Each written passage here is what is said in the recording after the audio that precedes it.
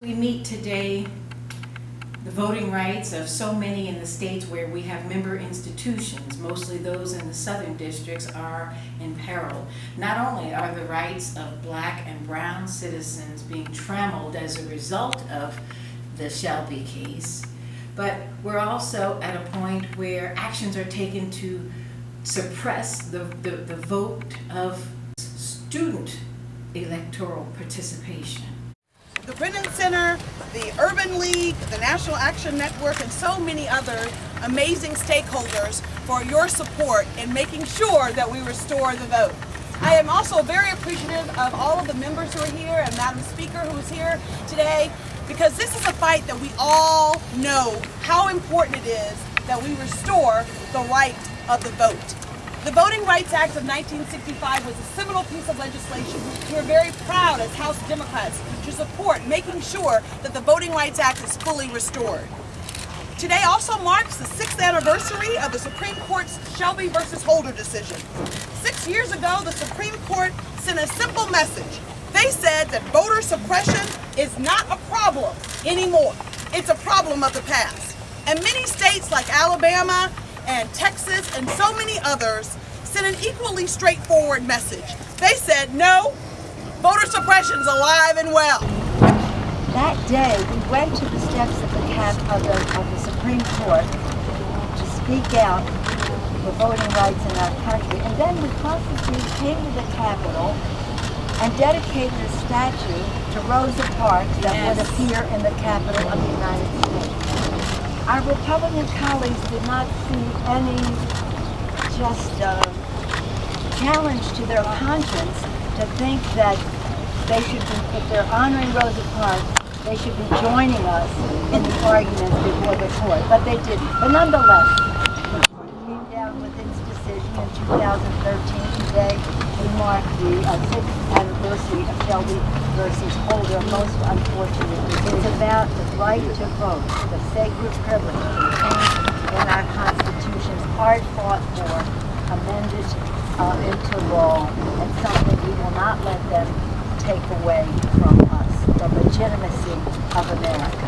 And we have no stronger champion in that regard, and no deeper inspiration, no stronger fighter for all of that than the distinguished gentleman from Georgia, Mr. John Lewis. For having a rightful say in the future of our nation. That's why the VRA was gutted. We have to change that. We must change it, and we will. Congress must change it. We have the power, and we must do all we can on our own watch, in our own time, to make sure the work of democracy continues in this country. I'm deeply and very concerned about the future of our democracy. Seems like the lights are about to go out. We must have the capacity and the ability to redeem the soul of this nation and set it on the right course. We must do all we can to make this nation where justice and the voice of the people.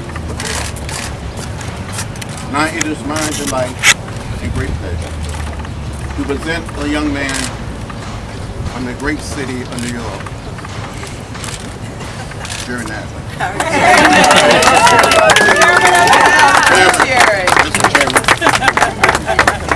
Thank you very much, John. The Voting Rights Act of 1965 is one of the most effective civil rights statutes that was ever enacted into law. 6 years ago today, however, the Supreme Court issued its disastrous decision in Shelby County versus Holder, and thereby effectively gutted the Act's central enforcement provision, known as the pre-clearance requirement. Before the Voting Rights Act, states and localities routinely passed voter suppression laws, secure in the knowledge that it could take many years before the laws could be successfully challenged in court, if at all. As soon as one law was overturned by the courts, another would be enacted, essentially setting up a discriminatory game of whack-a-mole.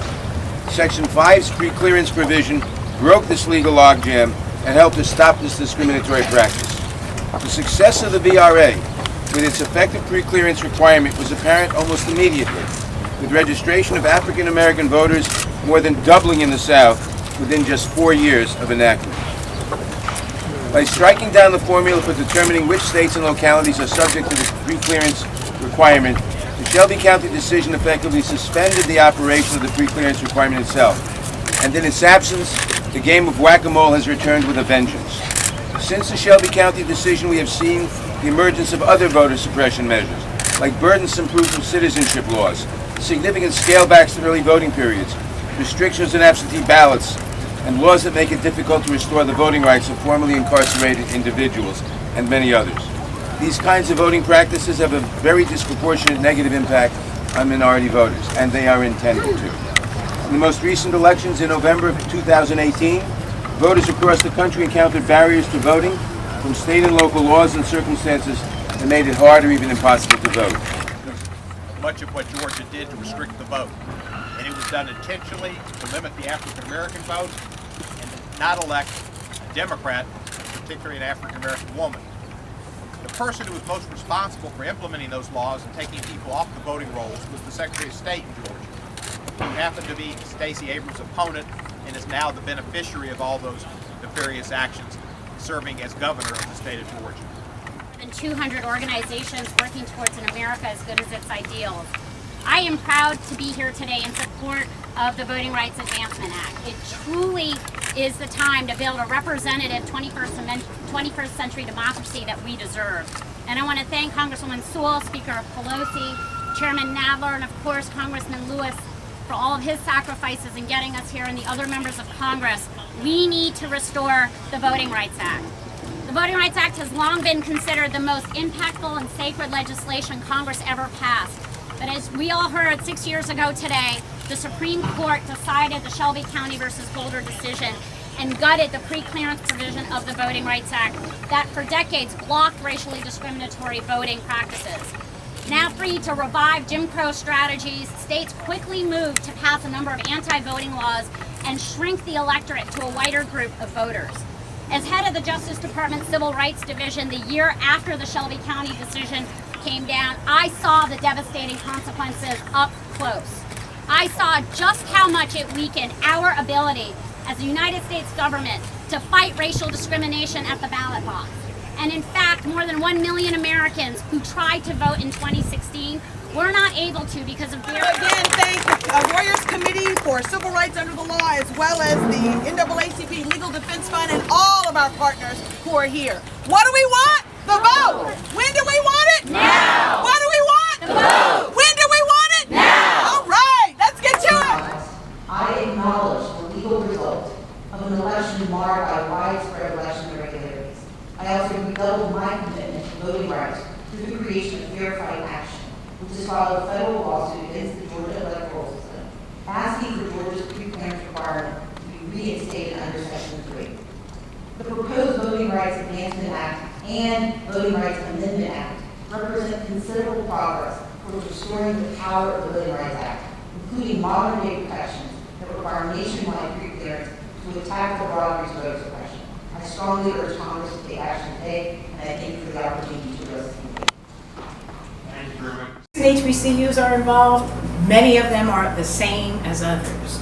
We have stakeholders. We have HBCUs and PBIs combined. We have 700,000 full-time enrolled students. We have 72,000 faculty. We have about 7 million alumni who are richly diverse, disproportionately persons of color, who are participating in the process, but who, after they acquire and as they're acquiring a degree or a certificate, want to fully participate in the process. They too are being denied access.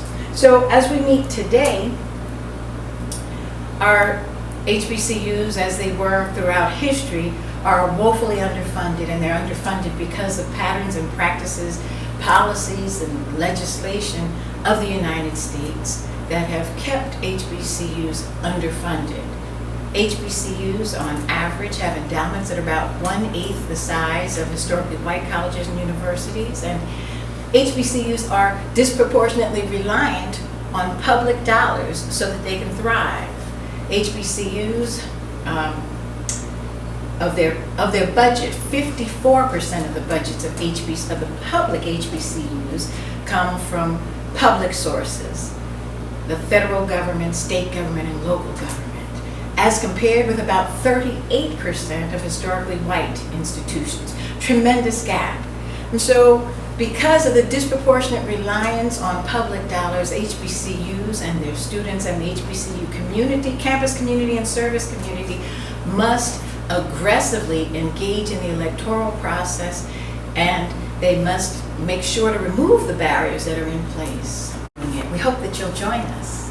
Thank you so very much.